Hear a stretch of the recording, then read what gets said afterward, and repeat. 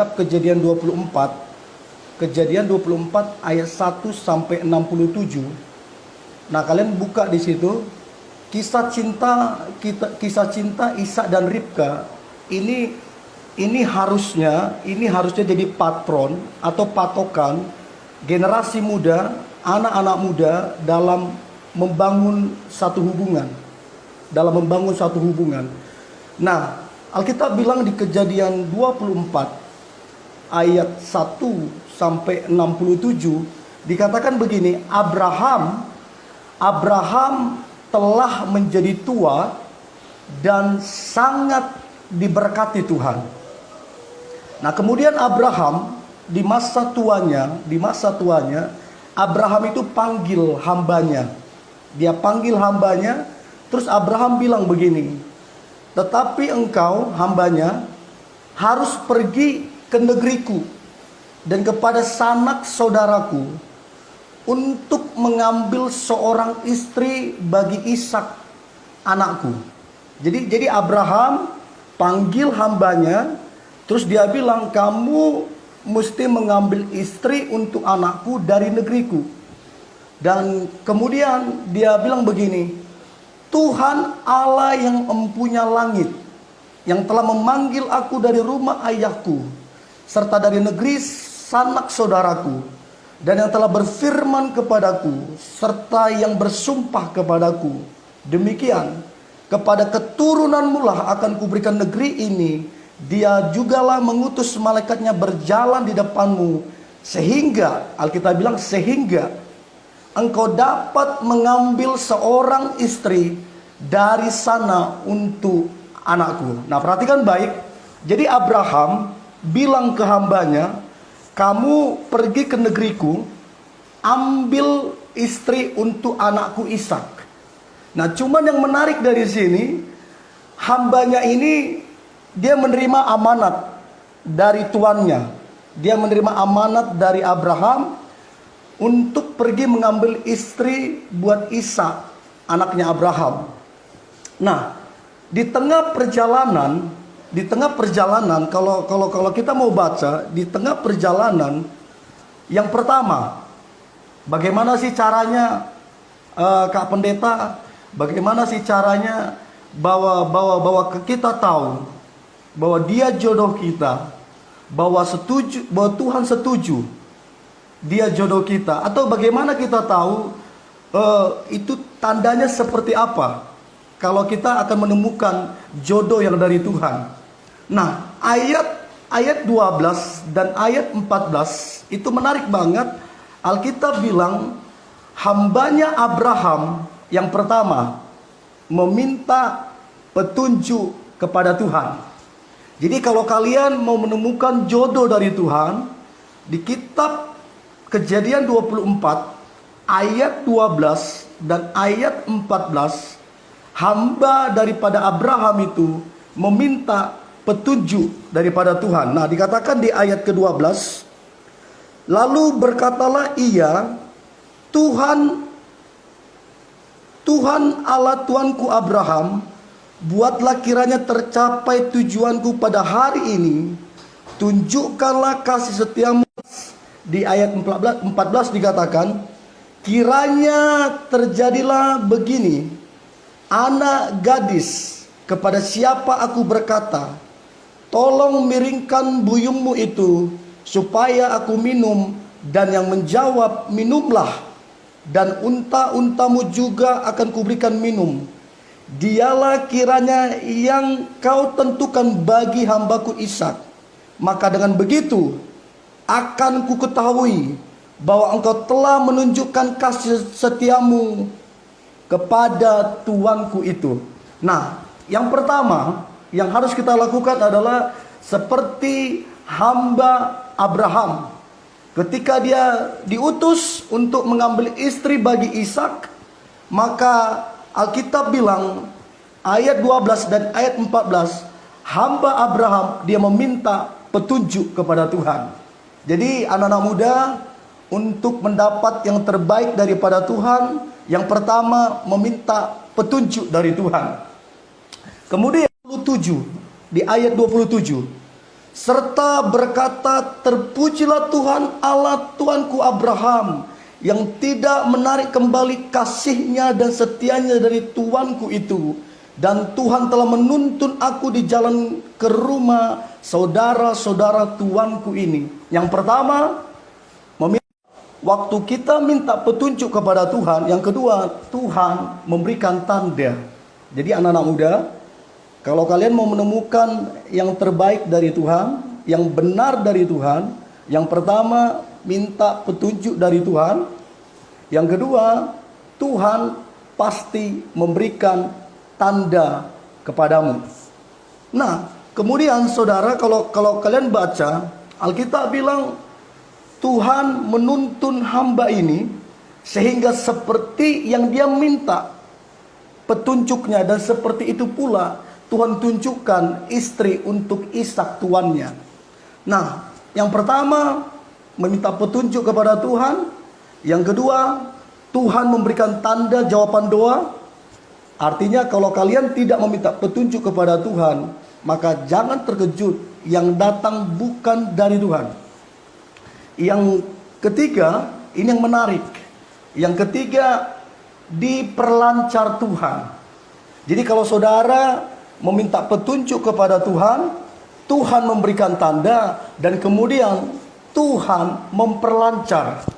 Nah, kalau kalian baca di ayat 50, di ayat 51, dikatakan begini, lihat, Ribka ada di depanmu, bawalah dia dan pergilah, supaya ia menjadi istri anak tuanmu, seperti yang difirmankan Tuhan. Jadi saudara, yang pertama hamba itu meminta petunjuk kepada Tuhan. Yang kedua, Tuhan memberikan tanda. Yang ketiga, Tuhan memperlancar. Orang tua dari seperempuan itu setuju dan tidak protes. Dan yang paling penting, ayat 56. Ayat 56 dikatakan begini, tetapi jawabnya kepada mereka, janganlah tahan aku. Yang ngomong ini adalah Ribka. 56 dikatakan begini, tetapi jawabnya kepada mereka, janganlah tahan aku, sedang Tuhan telah membuat perjalananku berhasil. Lepaslah aku supaya aku pulang kepada tuanku. Jadi begini, ini perkataan hambanya kepada papanya si Ribka. Dia bilang, jangan tahan aku, sebab Tuhan telah membuat berhasil apa yang aku minta kepada Tuhan. Dan hebatnya saudara, Ribka setuju. Ribka tidak protes. Petunjuk, Tuhan memberikan tanda, Tuhan memperlancar, dan yang paling keren, si cewek ataupun si cowok sama-sama oke. Jadi kalau salah satu dari kalian tidak oke, please tanya Tuhan, benar apa tidak. Dan yang terakhir, waktu mereka minta petunjuk, Alkitab bilang Ribka dengan Ishak, mereka belum pernah ketemu, mereka belum pernah ngobrol. Alkitab bilang waktu meminta petunjuk kepada Tuhan, akhirnya Ishak dengan Ribka menikah dan diberkati Tuhan. Keren banget. Jadi kalau Anda percaya Tuhan, Anda orang Kristen, Anda yakin kepada Tuhan, maka apa yang harus kita lakukan dalam menemukan pasangan hidup yang dari Tuhan? Yang pertama, minta petunjuk kepada Tuhan. Yang kedua, Tuhan pasti memberikan tanda. Tuhan pasti berikan tanda. Minimal kamu damai sejahtera. Minimal kamu yakin dan sukacita. Dan yang ketiga, Tuhan memperlancar. Orang tuamu setuju, orang tua dia setuju, kamu oke, dia juga oke.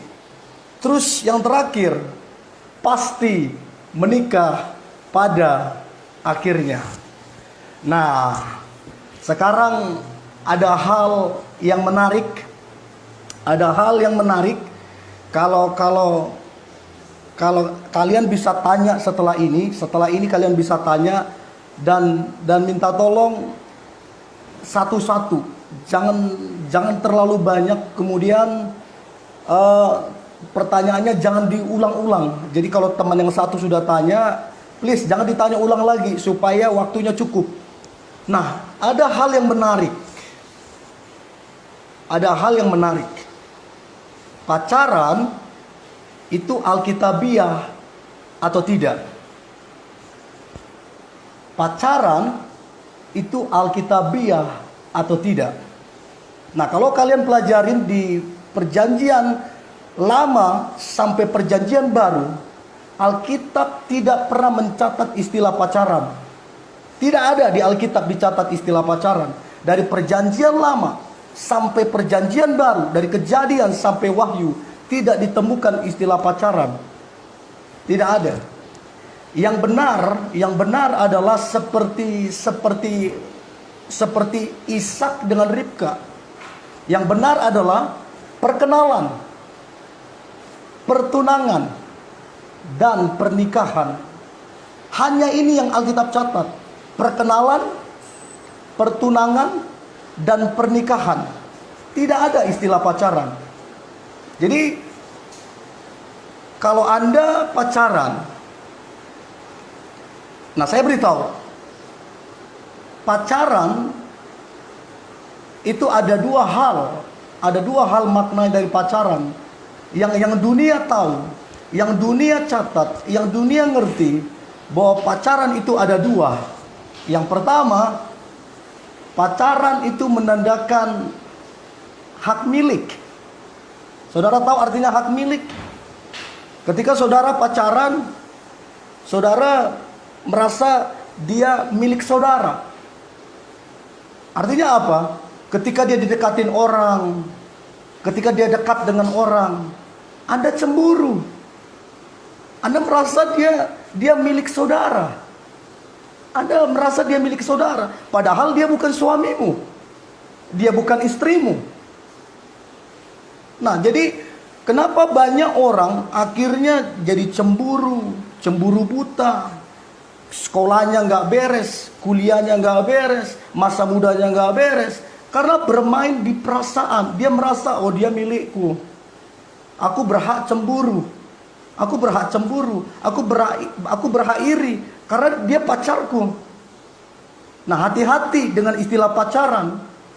Nah, pacaran juga itu seperti surat izin. Yang pertama seperti hak milik. Kita cemburu, kita iri. Kalau dia dekat dengan orang atau kita dekat dengan orang lain, dia cemburu. Karena merasa dia milik kita.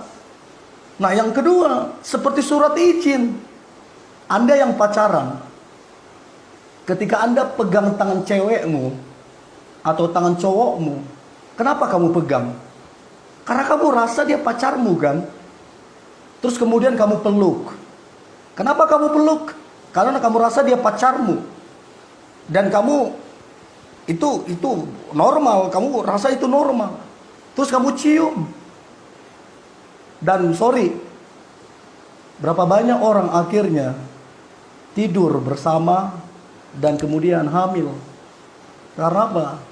Dia merasa aku pacarnya, dia pacarku, dia berhak pegang saya, dia berhak peluk saya, dia berhak cium saya. Padahal kita bilang jagalah kekudusan, jagalah kekudusan. Jadi Alkitab tidak mencatat istilah pacaran. Terus bagaimana kalau kita suka sama seseorang atau seseorang suka dengan kita? Kita nggak pacaran dong. Nah, saya sarankan Anda perkenalan tapi diikat dengan komitmen. Anda lihat sampai di mana komitmennya. Anda lihat, kalau toh dia melanggar komitmen yang kalian buat, berarti dia bukan dari Tuhan. Tapi selama kalian pegang komitmen, ayo kita pegang komitmen. Setelah selesai kuliah, kita kerja, baru kita nikah. Saya lihat komitmenmu sampai di mana. Nunggu saya atau saya nunggu kamu. Boleh telepon, boleh tanya kabar, boleh. Kalau kita bisa bangun komitmen, itu keren banget. Hubungan yang terbaik adalah hubungan yang dibangun di atas komitmen. Jangan bangun hubungan dengan seseorang yang tidak bisa diajak berkomitmen. Kalau tidak bisa diajak berkomitmen, jangan pernah bangun hubungan dengan orang demikian. Jangan. Jadi coba cek. Boleh kita kenalan, boleh kita bangun komitmen, tapi dengar baik, kita buat kesepakatan, tidak boleh pegangan tangan, tidak boleh ciuman, tidak boleh pelukan, apalagi tidur. Dan coba cek, bisa enggak dia lakukan itu. Dan ini yang paling penting, kalau dia cinta kamu, kalau dia dari Tuhan, harusnya itu boleh. Harusnya dia bisa. Harusnya itu mudah dilakukan. Sebab dia benar-benar cinta sama kamu.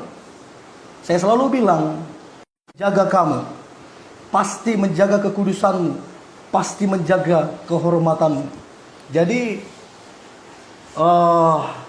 yang benar, perkenalan, pertunangan, dan pernikahan. Terus bagaimana kalau ada orang dekat dengan kita, atau kita dekat dengan seseorang, atau orang itu cinta ke kita, kita cinta juga ke orang itu, bagaimana? Silakan bangun hubungan, tapi dibangun di atas komitmen, bukan pacaran. Bukan. Kalian lihat sampai di mana dia menjaga komitmen itu. Dan saya percaya, kalau yang dari Tuhan, engkau pasti bahagia. Kalau yang dari Tuhan, dia pasti pegang komitmen. Kalau dari Tuhan, dia bangga menjaga komitmen.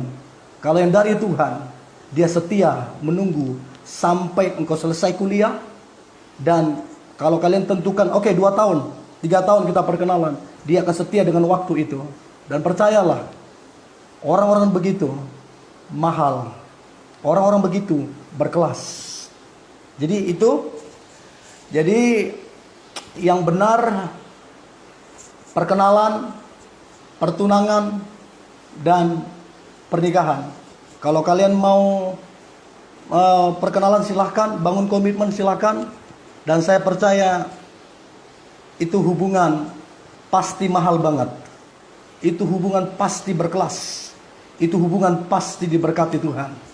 Nah, saya persilakan untuk teman-teman boleh tanya, boleh bertanya seputar jomblo, seputar pacaran, seputar perkenalan, seputar tanda dari Tuhan. Silakan tanya, dan please yang sudah ditanya jangan ditanya lagi supaya waktunya cukup. Saya kasih waktu 3 menit. Silakan saudara tanya, dan yang sudah ditanya please jangan ditanya lagi. Tadi ada pertanyaan dari siapa ya? Sebentar. Ada pertanyaan. Lalu, ini dari Cin Sidabutar. Dia katakan begini, lalu bagaimana Bang Jo dalam masa perkenalan untuk mengontrol perasaan? Jadi bagaimana Bang Jo dalam masa perkenalan untuk mengontrol perasaan? Nah begini, saya selalu bilang, ukuran jatuh cinta bukan perasaan. Jangan ukur saudara jatuh cinta dari perasaan, sebab perasaan paling gampang berubah. Anda ketemu yang ganteng bisa berubah, ketemu yang lebih kaya bisa berubah, ketemu yang lebih terkenal bisa berubah. Karena memang perasaan sifatnya berubah-berubah. Jadi cinta ukurannya bukan perasaan, sekalipun perasaan ada andilnya dalam cinta, tapi sangat kecil. Ukuran dari cinta yang pertama ada iman di situ. Yang kedua, ukuran jatuh cinta sesuai firman. Yang ketiga, ukuran cinta damai sejahtera. Dan yang kelima, ukuran cinta itu dipermudah jalannya. Jadi bukan semata-mata hanya perasaan doang. Jadi kalau Anda jatuh cinta, orang cinta sama kalian, itu iman ada di situ, sesuai firman, sesuatu dipermudah jalannya. Oke. Siapa lagi nih? Saya batal nikah dengan tunangan saya karena beda cara menyembah Tuhan Yesus. Padahal kami sudah berkomitmen, tapi dia malah melanggar kami. pihak keluarga tidak setuju dia ikut saya. Saya mau tanya apakah dia bukan jodoh dari Tuhan? Ya, dari siapa nih? JJ Hiziel. Nah, teman-teman, sorry suara saya agak kencang karena memang di sini lagi hujan. Jadi supaya teman-teman bisa dengar semua. Begini, ini sebenarnya ikut Tuhan Yesus itu bukan metode atau pola. Jadi kekristenan itu bukan metode atau pola, tapi kekristenan adalah bagaimana kita hidup seperti Tuhan. Artinya begini, ini bukan masalah karismatik, Protestan, Katolik atau apapun. Yang paling penting adalah percaya Yesus apa tidak. Yang kedua, hidupnya benar-benar seperti Tuhan apa tidak. Artinya karakternya, cara hidupnya, nilai-nilai yang dia bangun, itu yang paling penting. Karena Tuhan gak pernah datang bawa agama, dia gak datang bawa aliran, karismatik, Protestan, Katolik. Tuhan gak pernah bawa itu. Jadi kalau gara-gara itu dia nggak damai sejahtera, dia nggak setuju, ya sebaiknya dibicarakan. Dan kemudian kalau kamu tidak damai sejahtera, kamu tidak percaya, kamu tidak yakin, kemudian dia juga tidak damai sejahtera, dia juga tidak yakin, ya jelas dong apa yang mau dipertahankan kalau tidak ada keyakinan. Saya kira itu. Bagaimana kita bisa tahu apakah dia adalah dari Tuhan atau bukan? Cara kita memilih dan menilai. Bagaimana kita tahu apakah dia yang dari Tuhan atau bukan? Yang pertama, pastikan dia percaya Yesus. Ya, artinya nggak mungkin kamu percaya Yesus, dia percaya yang lain. Nah, itu salah satu tanda. Jadi dia kalau dia percaya Yesus berarti masuk. Tanda pertama. Kemudian yang kedua, bagaimana kita bisa tahu bahwa dia dari Tuhan apa tidak? Orang tua harus setuju. Alkitab bilang hormatilah ayah dan ibumu. Jadi tandanya yang pertama dia percaya Yesus. Yang kedua dia menghormati ayah dan ibu kita. Kemudian yang ketiga, kamunya ada damai sejahtera. Sebab iman ukurannya adalah damai sejahtera. Dan yang terakhir, tandanya dia dari Tuhan, dia mengasihimu dan kamu mengasihi dia. Saya kira itu. Pak Pendeta, haruskah kita mematok tanda seperti yang dilakukan seperti hamba Abraham? Cara Tuhan banyak ya, kepada Gita Yulianti. Cara Tuhan banyak, sekali lagi, tidak semua pengalaman orang itu jadi cocok dengan kita. Sebab Tuhan banyak bekerja dengan berbagai cara. Yang pasti itu tadi, orang itu percaya Tuhan, itu harus. Yang kedua, orang tua setuju. Yang ketiga, kita damai sejahtera, kita yakin. Dan saya percaya Tuhan akan kasih tanda seperti hamba Abraham. Tandanya orang tua setuju, terus kemudian kalian sama-sama oke, kamu oke, dia oke, terus segala sesuatu dipermudah. Nah, saya kira seperti itu. Berharap sewajarnya itu bagaimana, Bang? Ini kalimat ini, Veronica berharap sewajarnya. Ini kelihatannya baik tapi kurang oke ya. Maksudnya berharap sewajarnya bagaimana, Bang? Harapan itu kan, saya kira harapan itu bukan sekedar, tapi harapan itu selalu minta yang terbaik.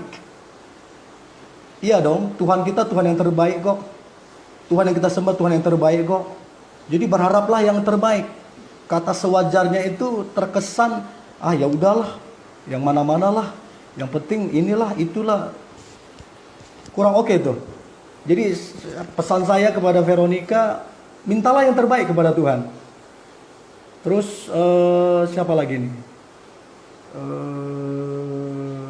Veronica, damai sejahtera, dipermudah Tuhan. Bang, bagaimana kita tahu kalau itu petunjuk dari Tuhan? Kalau itu petunjuk dari Tuhan, yang pertama seperti Alkitab bilang tadi, seperti Ishak dan Ribka, yang pertama ada damai sejahtera. Ukuran iman adalah damai sejahtera. Yang kedua, orang tua setuju. Alkitab bilang hormatilah ayah dan ibumu supaya panjang umurmu. Artinya itu perintah. Hormatilah ayah dan ibumu, itu perintah. Jadi bagaimana kalau kita tahu itu petunjuk dari Tuhan, damai sejahtera, orang tua mendukung, terus situasi mendukung, kamu oke, dia oke. Kita sudah komitmen dalam jalin hubungan, tapi kalau lelakinya terlalu cemburu, cemburuan kali begini, ini nggak boleh, itu nggak boleh. Padahal kita punya dunia masing-masing. Gimana itu, Pak? Jadi gini, orang dunia bilang cemburu itu normal. Orang dunia bilang cemburu itu tanda cinta. Saya beritahu teman-teman anak muda dengarkan baik. Kita nggak boleh ikutin pola yang dunia tawarkan. Kita mesti ikutin apa yang firman catat. Alkitab bilang, kasih itu tidak cemburu. Kasih itu tidak cemburu. Terus ada orang tanya ke saya, terus Pak Pendeta, kenapa Tuhan cemburu? Kenapa Tuhan cemburu? Nah, dengarkan saya baik. Rahasia membangun hubungan adalah percaya. Adalah percaya. Kalau dia percaya kamu, atau kamu percaya sama dia, apa yang mau dicemburuin? Orang kamu percaya kok, apa yang mau dicemburuin? Nah, kalau kamu dicemburuin, berarti dia nggak percaya sama kamu. Nah, terus bagaimana dong, Pak Pendeta? Alkitab bilang bahwa Tuhan Allah itu cemburu. Kenapa Tuhan Allah cemburu? Karena kita manusia sering tidak bisa dipercaya. Kalau kita bisa dipercaya Tuhan, untuk apa Tuhan cemburu? Jadi rahasia bangun hubungan, pondasi dalam membangun hubungan adalah kepercayaan. Dan kepercayaan dibangun atas dasar kedewasaan. Makanya gini, jangan berpacaran sebelum dewasa. Nah, Alkitab bilang di kitab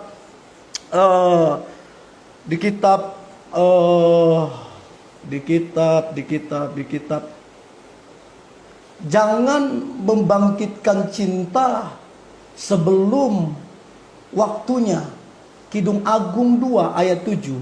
Kidung Agung 2 ayat 7 dikatakan, jangan kamu membangkitkan dan menggerakkan cinta sebelum diingininya. Artinya pastikan orang itu dewasa. Orang dewasa nggak cemburuan, sebab dia menaruh kepercayaan. Saya kira seperti itu. Kemudian siapa nih? Olivia. Kalau ada pasangan dekat sama Tuhan, dia sering ngajak doa bareng, tapi waktu marah besar dia tega menghempaskan tubuh saya dan oh my goodness. Dengarkan saya baik ya. Ukuran kerohanian bukan kepada jam doa. No. Ukuran kerohanian bukan pada berapa jam kita kebaktian. Begini. Orang berdoa belum tentu cinta Tuhan. Orang yang cinta Tuhan pasti berdoa. Orang yang ke gereja belum tentu cinta Tuhan. Yang cinta Tuhan pasti ke gereja. Orang yang nyembah Tuhan belum tentu cinta Tuhan. Yang cinta Tuhan pasti nyembah Tuhan. Saya harap boleh mengerti arti definisi itu. Jadi kalau dia bilang dia nyembah Tuhan, begini, ukuran kerohanian adalah dari buah, bukan dari karunia. Anda sehebat apapun karunia Anda, tapi kalau buahnya tidak ada, ya percuma. Dikatakan di kitab Matius, orang itu berseru-seru, bukankah Tuhan aku sudah menyembuhkan, melakukan mujizat, aku bernubuat, tapi Tuhan bilang, aku tidak mengenal engkau. Jadi ukuran kerohanian adalah buah, cara hidup, cara bersikap, karakter. Itu yang paling penting. Kalau itu nggak beres, ya sorry, sekalipun dia berjam-jam berdoa, sorry, ukurannya bukan itu. Surli, saya sudah memiliki komitmen dengan seseorang, rencana bulan Maret mau pertemuan keluarga tetapi batal. Apakah ini termasuk dipersulit Tuhan atau gimana, Bapak Pendeta? Nah, kembali lagi, kalau yang dari Tuhan pasti permudah. Pasti permudah. Kalau sampai dibatalkan, maka ukurannya begini. Kamu damai sejahtera apa tidak? Kamu masih yakin apa tidak? Kalau kamu tidak damai sejahtera, kamu tidak yakin, jangan coba-coba lanjutkan. Bagi saya lebih bagus putus waktu berpacaran daripada ingin pisah setelah menikah, terlambat. Tidak boleh cerai. Pastor, bagaimanakah kalau kita sudah sevisi tapi beda kasta? Wow, wow, wow, wow, wow. Dan orang tuanya menginginkan untuk mendapatkan menantu yang sekelas dengan mereka. Sorry ya, orang tua begini pasti itu nggak baca Alkitab tuh. Orang tua begini pasti nggak takut Tuhan tuh. Nah, saran saya begini, jangan sampai kamu menikah, kamu diatur. Ada orang ketiga. Saya selalu bilang ke teman-teman, yang paling bahagia itu Adam. Kenapa Adam bahagia? Ya ini sih bercandaan, jangan ditanggapin serius. Kenapa Adam paling bahagia? Karena waktu itu Adam belum punya mertua. Saya sudah pacaran selama 3 tahun dan kita sudah putus. Tapi sampai sekarang saya sangat yakin dengan si cowok dan saya masih bawa dalam doa. Angel, statement kamu kelihatannya oke ya, tapi bahaya begini. Jangan sampai kamu investasi waktu, tapi kamu investasi dengan hal-hal sia-sia. Begini, Tuhan itu bukan Tuhan yang buang-buang waktu percuma. Tapi kalau kamu yakin, aku yakin Pak, karena kan iman seseorang beda-beda. Saya nggak bisa ukur iman kamu. Kalau kamu merasa yakin dia jodohmu, ya silakan. Tapi ya ingat, jangan sampai buang-buang waktu. Ingat, perempuan kalau sudah di atas 30 tahun resiko untuk melahirkan. Jadi jangan sampai terlalu lama. Shalom semua, shalom, shalom, shalom. Bang, bagaimana pandangan abang kalau setelah jumpa dengan dia yang saya rasakan malah down? Kami beda suku dan awal jumpa iseng-iseng dekat dan pada akhirnya nyaman. Hah? Dan pada akhirnya nyaman? Siapa ini? James Manalu. Bang, bagaimana pandangan abang kalau saya setelah jumpa dengan dia saya rasakan malah down? Tadi saya udah bilang bahwa tanda dia dari Tuhan, yang pertama dia percaya Tuhan. Yang kedua, orang tua setuju, karena Alkitab bilang orang tua itu wakil Tuhan. Yang ketiga, kamu damai sejahtera. Kamu yakin, kamu optimis. Karena kamu lihat karakternya, kamu lihat perjuangannya, kamu lihat imannya, kamu optimis. Kalau kamu makin down, waduh, bingung dong. Terima kasih Pak Pendeta. Oke, Pak Pendeta, misal ada seorang bilang, pendeta putri saya, maukah dengannya? Mari kita sama-sama berdoa untuk mendengar suara Tuhan, terus kita bertemu. Oh, Susi. Yang begini-begini ya, agak serem sih. Ngeroh ini kalau kita nggak hati-hati agak serem. Ya, kalau merasa yakin dan mau dicoba ya silakan. Tapi kembali lagi, jangan sampai bagi saya begini, ngeroh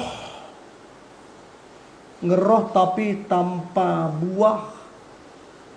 Jadi aneh sih sebenarnya, nggak ketemu, tapi dalam roh agak bingung sih. Saran saya sih bangun komunikasi antara si anak dengan si anak yang akan dijodohkan. Bangun komunikasi, bangun perkenalan, pertemuan. Ingat, beda kenal dengan tahu. Kalau sekedar tahu ya saya tahu Pak Jokowi. Tapi untuk kenal Pak Jokowi saya mesti kenal dia, mesti dekat sama dia. Nah, bagaimana anak ibu bisa kenal pasangannya sementara tidak dekat. Tapi kalau mau dicoba silakan, mungkin seperti Ishak ya. Mau dicoba silakan, tapi ingat, hati-hati ketika kita dekat sama seseorang, dia suka dan kita juga suka, dalam tahap perkenalan pasti perasaan kita lagi berbunga-bunga. Ditambah lagi kalau dia mengucap syukur, kata-kata menangkan. Bagaimana mengontrol? Oh ya, lumrah sih. Ya. Pak Pendeta, bagaimana dengan pacaran beda agama? Ini nih. Pacaran beda agama. Wait. Saya cari tuh ayatnya tuh. Pacaran beda agama. Nah, kita bilang 2 Korintus 6 ayat 14 dengan 15. Pacaran beda agama. 2 Korintus 6 ayat 14 dan 15. Alkitab bilang janganlah. Tolong garis bawain. Kata jangan itu perintah. Kata jangan itu larangan. Jadi Alkitab bilang janganlah. Jangan. Kamu merupakan pasangan yang tidak seimbang dengan orang-orang yang tidak percaya. Sebab persamaan apakah terdapat antara kebenaran dan kedurhakaan? Atau bagaimanakah terang dapat bersatu dengan gelap? Jangan. Kalau Tuhan larang, berarti Tuhan tahu itu nggak baik. Contoh nih, Vivi, kalau kamu larang orang, kamu jangan lewat dari situ. Kalau kamu lewat, nanti kamu masuk ke itu, ke got. Waktu kamu larang dia, kamu tahu ada risiko di situ. Jadi kalau Tuhan bilang jangan, ya jangan. Jangan coba kasih alasan, oh kita menangkanlah ke Tuhan, kita bawa ke Tuhan. Padahal Tuhan bilang jangan. Kan aneh kan? Kadang-kadang kita pakai kata-kata yang kelihatannya rohani untuk membenarkan apa yang kita lakukan. Yang paling penting bukan apa yang kita lakukan, yang paling penting apa yang Tuhan suruh. Kalau saudara lakukan sesuatu tapi Tuhan gak suruh, ya percuma. Jadi yang paling penting melakukan apa yang Tuhan suruh. Saya kira begitu. Bagaimana dengan perempuan yang belum pernah pacaran, Pak? Oh, bagus dong. Nanti kan pacaran juga. Atau nanti pasti perkenalan. Ya, waktunya lah pasti ke sana. Bagaimana kalau kita suka dia tapi dia tidak suka kita? Atau bisa dibilang cinta bertepuk sebelah tangan menurut Pak Pratikno. Junita, kamu suka seseorang, terus orang itu nggak suka sama kamu. Gimana ya? Kalau Tuhan kasih dia untuk kamu, yang pasti dia suka kamu dan kamu suka dia. Kamu oke, dia oke. Tapi kalau kamu oke, dia nggak oke, jangan dong. Pastor, bagaimana kalau dia mencintai Tuhan tapi orang tua tidak setuju dikarenakan masih masalah tingkat pendidikan?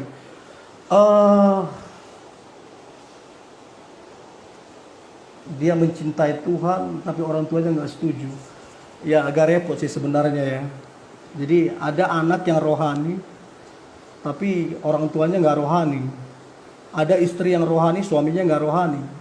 Ada yang suami rohani, istrinya nggak rohani. Ya memang fenomena dalam kehidupan. Ya kalau saya sih, doa saya, ya berdoa sih. Apa yang harus dilakukan? Berdoa supaya Tuhan buka jalan. Yang kedua, kalian berdua tunjukkan perjuangan kalian dengan cara hidup benar, jadi berkat. Kalau orang tuanya toh juga tidak oke, ya mungkin didoakan lagi. Jangan-jangan enggak gitu loh. Sebab saya banyak dapatin teman-teman yang akhirnya menikah, terpaksa menikah dengan tidak direstui orang tua. Mereka hidup dalam beban yang berat, dalam masalah yang berat, dan pergumulan yang berat. Dan ujung-ujungnya pengen pisah jadinya. Karena orang tuanya terlalu mengatur, dikontrol. Agak risiko sih sebenarnya. Bang, bagaimana caranya memaafkan dia yang sudah mengambil kekudusan itu? Apakah si cewek itu tidak kudus bakalan bisa dapat cowok? Ini dia, dengarkan baik. Bagaimana caranya memaafkan orang yang mengambil kekudusan kita? Begini. Kamu sebenarnya tidak layak. Kalau lihat dosamu, kamu sebenarnya tidak layak untuk kerajaan sorga. Tapi Tuhan tidak melihat dosamu, dia datang ke kamu, dia maafkan dosa kamu, dia benarkan kamu. Nah, bagaimana caranya untuk kita memaafkan? Coba lihat, Tuhan saja mengampuni kamu, memaafkan kamu. Kenapa kamu gak lakukan itu? Nah, kalau kamu cinta Tuhan, harusnya kamu ikutin apa yang Tuhan lakukan. Karakter Tuhan seperti bagaimana, karakter Bapa seperti bagaimana, harusnya karakter anak juga seperti itu. Jadi, bagaimana, apakah ada orang yang menerima saya kalau saya tidak kudus lagi? Dengar saya baik. Jodoh yang dari Tuhan, yang pertama, dia pasti menerima segala kekurangan kamu. Namanya dari Tuhan. Yang kedua, kalau dia dari Tuhan, dia akan menghormati kamu dengan semua kekurangan, kelemahan, dan masa lalumu. Itu pasti dari Tuhan. Jadi gini, jangan mau diintimidasi sama iblis, sama karena kamu sudah gak kudus. Dengarkan baik, itu bukan suara Tuhan. Kalau yang dari Tuhan, dia menerima kamu apa adanya, dia menghormatimu apa adanya, dan dia mengasihimu setulus-tulusnya. Bang, bagaimana caranya memaafkan dia yang sudah mengambil kekurangan? Oh sudah, siapa nih? Fesya, kami berpacaran cukup lama, tapi kami sering bertengkar karena jarangnya komunikasi. Dan walaupun kami sering bertengkar, tapi hubungan kami masih bertahan sampai sekarang. Apakah dia dari Tuhan? Begini, untuk tahu dari Tuhan itu kan butuh waktu. Butuh waktu.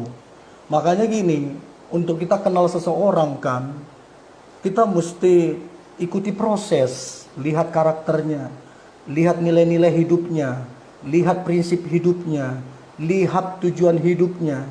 Itu kan ada waktunya semua. Jadi pastikan kamu punya waktu yang kamu patok, atau kamu tanya Tuhan, waktuku berapa lama sih sebenarnya? Jangan sampai kamu buang-buang waktu. Kakak, bagaimana caranya kita tahu bahwa dia pasangan yang sepadan dengan kita selain seiman? Kita kalau usia lebih muda cowoknya. Oh ini Vivi nih. Kita tahu bahwa dia pasangan yang sepadan. Kata sepadan itu bukan sama-sama kaya. Kata sepadan itu bukan sama-sama sarjana, S2, bukan. Kata sepadan itu bukan sama-sama kulit putih atau satu suku, bukan. Kata sepadan itu gini, dia mendukung kamu, dia mengasihi kamu, dan dia menolong kamu, dan dia membantu kamu. Itu sepadan. Jadi bukan urusan umur, bukan. Jadi sepadan itu dia membantu kamu, dia menolong kamu, dia memotivasi kamu. Bukankah itu yang Tuhan berikan kepada Adam? Dia kasih Hawa kepada Adam yang sepadan, artinya yang menolong. Jadi kalau dia tidak menolong kamu, tidak menghormati kamu, ya sorry, nggak sepadan bagi saya. Bagaimana caranya move on terbaik dan hilangkan rasa trauma sakit hati kita sehingga kita tidak takut membuka hati untuk orang lain? Bagaimana caranya move on? Nah begini, semakin kita coba lupakan seseorang, dengarkan baik ya. Ini saya kasih contoh nih. Saya coba lupakan ini. Saya berusaha lupakan ini. Semakin saya berusaha untuk lupakan ini, maka yang terjadi, pengaruh dia semakin kuat untuk saya. Karena saya kasih ekstra tenaga saya untuk lupakan dia. Jadi bagaimana caranya untuk move on adalah mengubah fokus dari dia, ubah ke orang lain. Dari dia, ubah ke Tuhan. Jadi artinya begini, bagaimana caranya untuk kita move on? Ubah fokusmu, jangan ke dia, ubah ke Tuhan. Kamu coba bangun jam doa sama Tuhan, baca firman-Nya, bergaul dengan Tuhan. Kemudian buka hatimu untuk orang lain. Dan buka hati untuk orang lain itu paling ampuh obatnya untuk move on. Oke, saya kira itu menjawab mengenai tanggapan tadi harus percaya Tuhan. Lantas jika pasangan saya Katolik.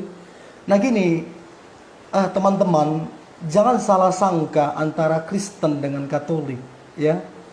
Saya dari awal udah bilang, Yesus tidak pernah datang bawa agama. Ya, Yesus tidak pernah datang bawa agama, dan Yesus pun tidak beragama. Yesus datang, dia bawa dirinya. Dia bawa keselamatan, dia bawa kehidupan. Yang terpenting begini, dia percaya Yesus enggak? Dia hidup seperti firman apa tidak? Dia memiliki nilai dan prinsip hidup seperti firman apa tidak? Kalau dia Kristen, tapi dia enggak seperti firman, hidupnya berantakan, hidupnya kasar, hidupnya tukang selingkuh, ya sama aja. Jadi bukan masalah agamanya atau apapun. Masalah gini, dia percaya enggak Yesus? Hidup enggak seperti apa yang Yesus mau? Hidup enggak seperti firman yang mau?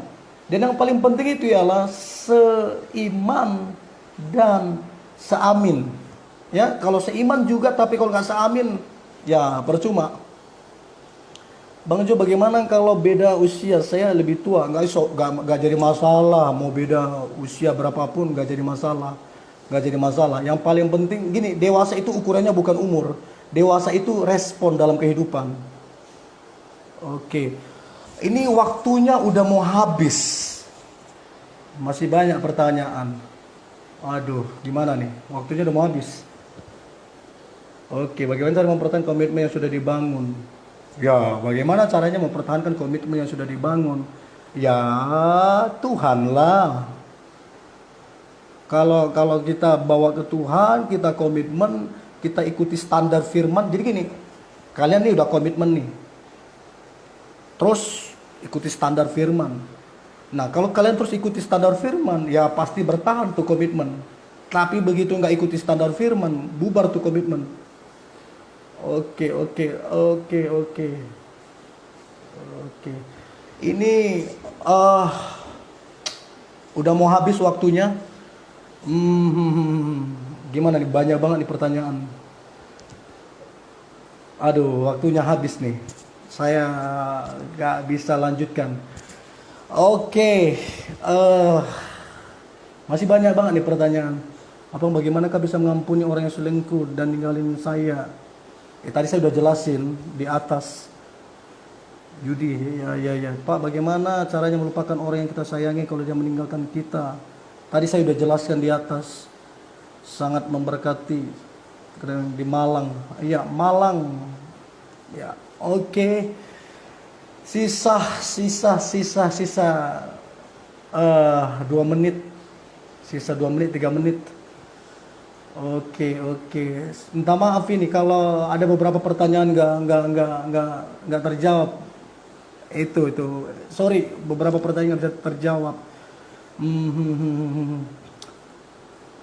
Oke. Saya kasih Saya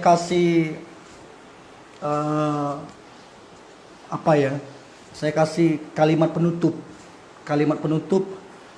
Dan saya berdoa kalimat penutup ini menjadi prinsip hidup dan nilai-nilai kehidupan kita semua generasi muda. Saya kasih pesan dan saya berdoa ini memberkati. Begini, sebelum saya tutup dan saya berdoa ini memberkati kita semua. Yang pertama, kalau kalian kepengen menikah, ada keinginan untuk menikah, berarti kalian bakalan menikah. Kemudian Tuhan pasti sudah menyediakan jodoh. Jangan tergesa-gesa, jangan terburu-buru, ikuti alur Tuhan, tanya Tuhan, ya, jangan tergesa-gesa. Jadi kalian kalau ada rasa ingin menikah, pasti akan menikah. Yang kedua, jangan tergesa-gesa, ikuti standar firman, dan yang ketiga, ingat, kalau dia dari Tuhan, yang pertama, dia pasti percaya Yesus sebagai Tuhan dan Juru Selamat. Yang kedua, orang tua pasti setuju, apalagi orang tuanya takut Tuhan. Yang ketiga, Tuhan pasti mempermudah segala sesuatunya. Yang keempat, kamu oke, dia oke. Dan yang paling penting adalah kamu damai sejahtera, dia damai sejahtera. Kamu sukacita, dia sukacita. Jadi saya kira begitu. Tetaplah semangat. Untuk semua kawan-kawan, jujur kekurangan waktu karena belum semua bisa dijawab, dan saya berdoa Anda bisa lihat video ini, tonton di story-nya, dan saya percaya itu pasti memberkati kita semua.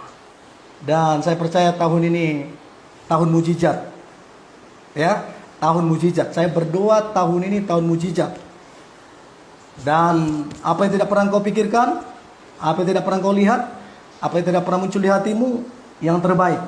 Aku berdoa yang cewek-cewek di sini yang mendengarkan, aku berdoa engkau dapat suami yang takut Tuhan, yang dari Tuhan. Aku berdoa yang cowok-cowok yang nonton di sini, aku berdoa engkau menemukan istri yang dari Tuhan, yang takut Tuhan. Dan yang terakhir, aku percaya pernikahan kalian pasti diberkati Tuhan. So, thank you so much udah bisa bergabung. Sampai berjumpa di lain waktu. Tuhan Yesus berkati. Tetap semangat, jaga kesehatan. Haleluya. God bless you. God bless you.